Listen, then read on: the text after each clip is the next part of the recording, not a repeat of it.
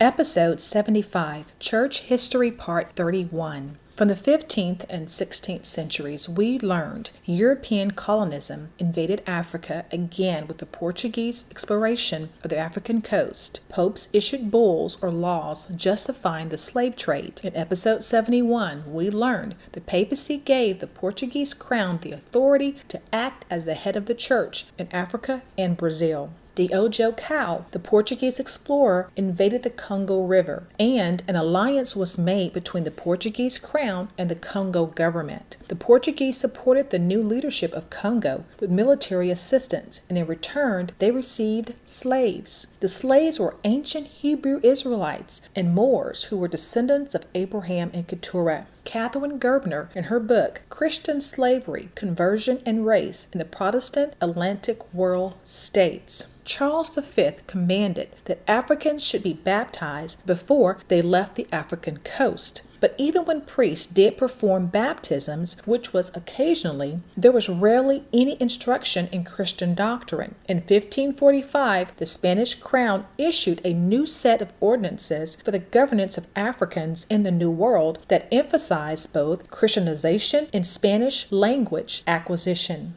All slave owners were commanded to baptize newly arrived slaves, provide chapels on their estates, and allow their slaves to hear Mass. Christopher Columbus and his daddy were buying and selling West Africans as well. Christopher Columbus invaded lands just like Diogo, but he claimed land and Africans for Spain and was rewarded with lots of gold and silver. The Renaissance popes of this era approved of slavery, except Pope Pius II, and the papacy ensured all monarchs in Portugal and Spain converted all lands stolen to Catholic Christianity. Protestants separated from the Roman Catholic Christian Church, and the religions of Humanism, Lutheranism, Calvinism, Anabaptists or Baptists, Puritans, Presbyterians, and Episcopalians were birthed and developed. The Church of England also separates from the Roman Catholic Christian Church, and they form Anglicanism. Then King James, who the Bible was named after, comes to the lineage of these Europeans and is empowered as the king in the 15th and 16th century.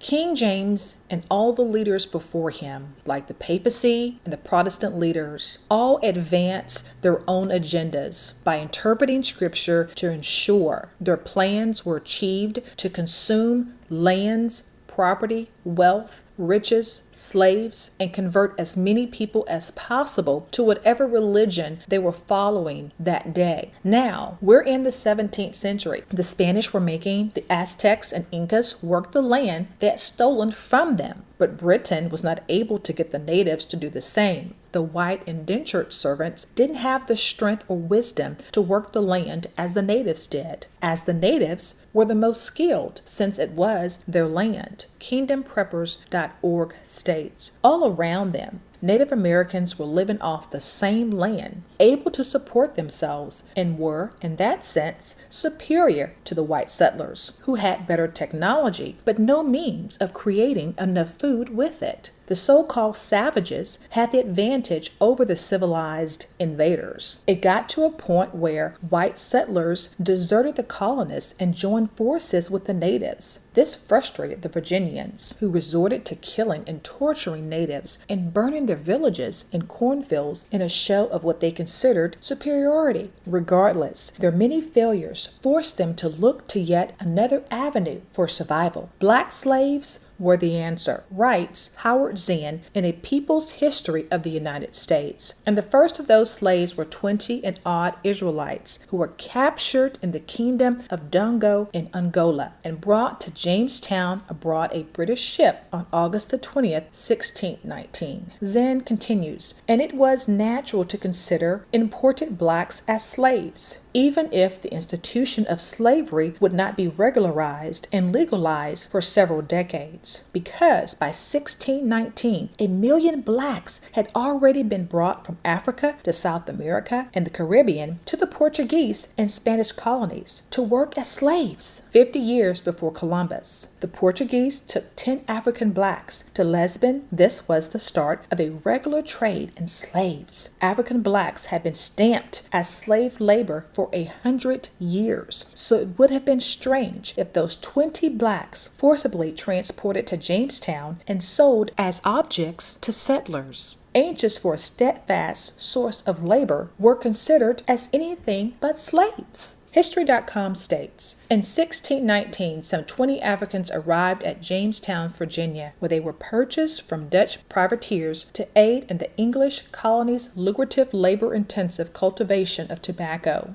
So let's look at the history of Jamestown, Virginia. Walter Raleigh, an English explorer, sailed the Atlantic coast and claimed the territory of Virginia in 1584. He named the land Virginia after Queen Elizabeth, the daughter of Henry VIII, discussed in episode 74. Virginia was named for Queen Elizabeth of England, who was known as the Virgin Queen. The same year, Elizabeth gave Raleigh permission to colonize the Virginia region, and it would become the first English settlement in North America by English explorers in 1606. Hence, this is where the name Virginia came from, and Raleigh the Explorer, or Land Stiller, is where Raleigh, North Carolina came from. Late in 1606, English colonists set sail with a charter from the London Company to establish a colony in the New World. The fleet consisted of the ships Susan, Constant, Discovery, and Godspeed, all under the leadership of Captain Christopher Newport. They made a particularly long voyage of 4 months, including a stop in the Canary Islands, in Spain, and subsequently Puerto Rico, and finally departed for the American mainland on April the 10th, 1607.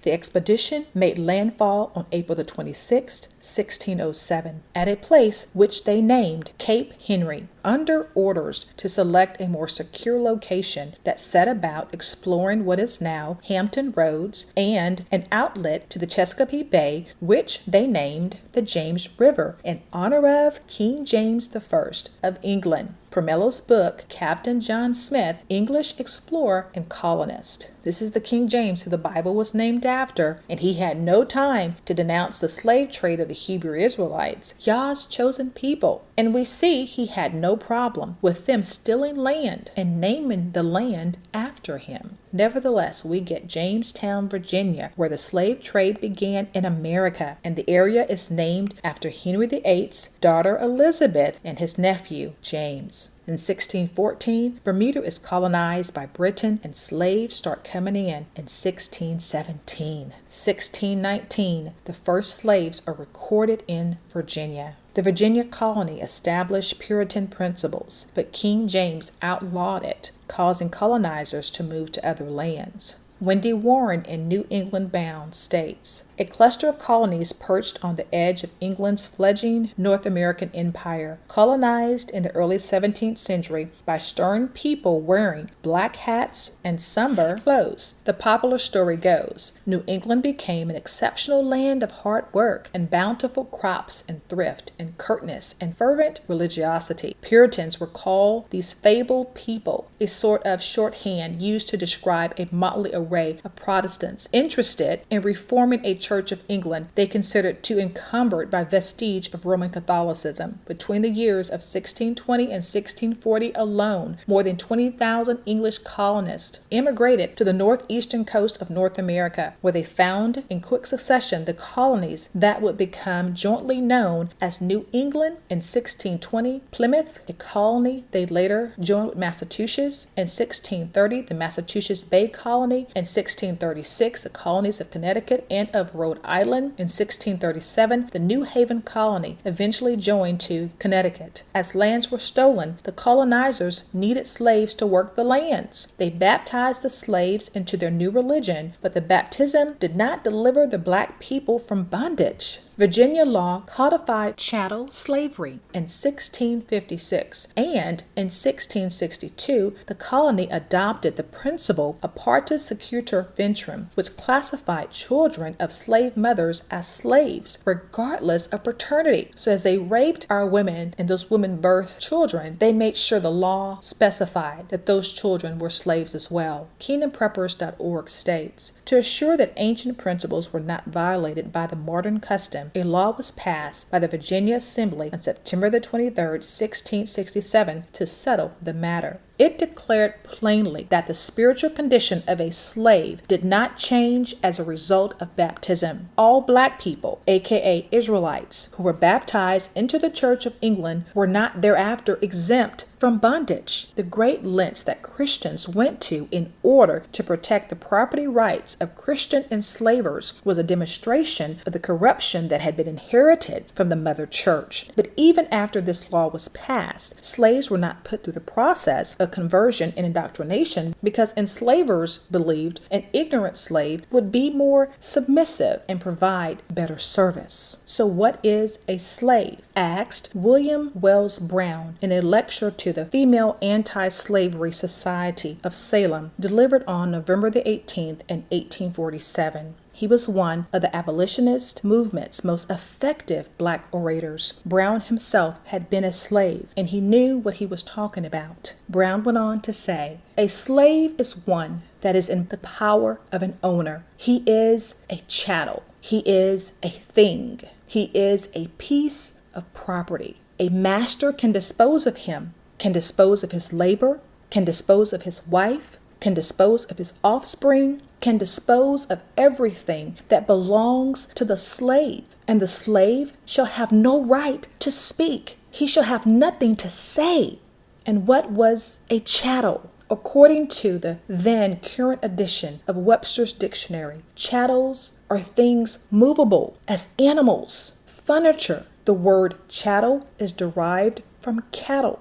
The word slave is derived from scalvus, the medieval Latin word for Slav, probably because so many of that nation were enslaved by the Holy Roman Emperor Otto the Great in the 10th century. So in order to control the slave, they had to establish the classes of society, with the slave being less than the owner, and the owner and his Christianity were superior to all. Slaves and the Americans were given the Anglican version of Christianity and had no rights. Catherine Gerbner in Christian Slavery writes, they created the concept of whiteness and revised the prerequisites for voting to exclude non-white Christians from enfranchisement. By the end of the 17th century, the term white had begun to replace Christian as an indicator of freedom and mastery. Howard Zinn writes, they were captured in the interior, frequently by blacks caught up in the slave trade themselves, sold on the coast, then shoved into pens with blacks of other tribes, often speaking different languages. The conditions of capture and sale were crushing affirmations to the black African of his helplessness in the face of superior force. The marches to the coast, sometimes for 1,000 miles, with people shackled around the neck under whip and gun, were death marches in which 2 of every 5 blacks died. On the coast,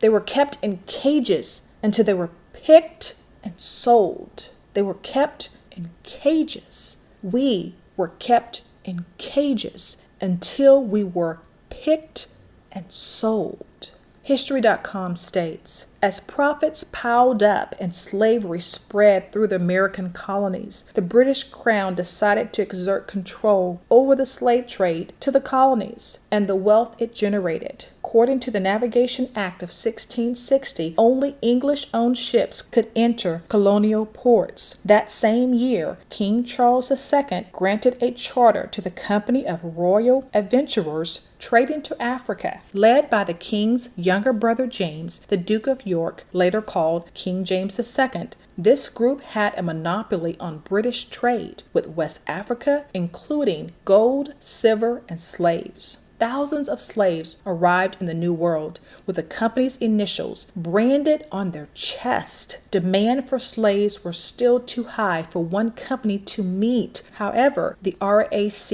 effectively lost its monopoly in 1689 after the Glorious Revolution toppled King James II in favor of William and Mary. By the end of the 17th century, England led the world in slave trading and would continue to do so throughout the 18th century, per History.com. Begrudgingly, slavery was our punishment for disobeying Yah and not following the covenant of Abana, Yiseka, and Yakupa, as well as the Torah and the teachings of Yesaiah.